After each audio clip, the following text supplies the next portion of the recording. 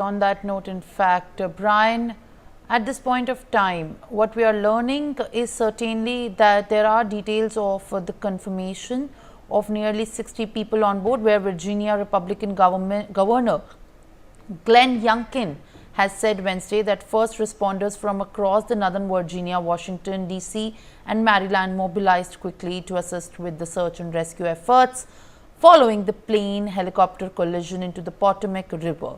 Youngkin wrote on X, and I quote, that I have been briefed by our emergency management team and Virginia State Police about the tragic crash at the Reagan National Airport tonight.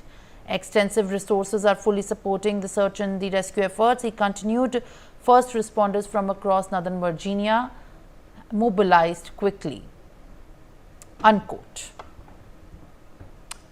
Virginia's governor has given a statement. Aditya, what is that you're picking up in this regard?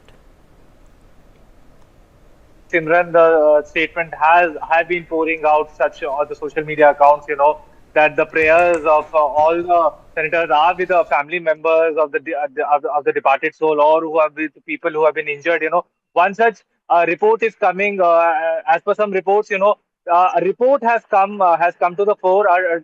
A report of the U.S. Committee on Transportation and Infrastructure. Some days back, in that report, it is mentioned that U.S. President Donald Trump had hiring for the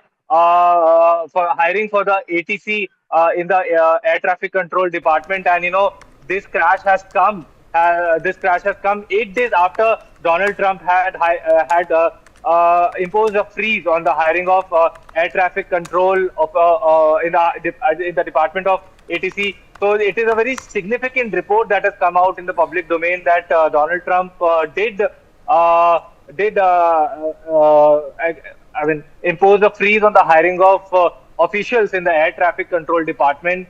So as per the U.S. Committee on Transportation and Infrastructure, this cannot be a coincidence that the 8 days before the President of the United States of America had imposed a freeze on the hiring of the air traffic control in the air traffic control department, and now this crash has happened. So all these angles need to be investigated, because the major stakeholder in this incident is the air traffic control, because it is the task of the air traffic control is to manage the air traffic, which takes place in the airport 24/7.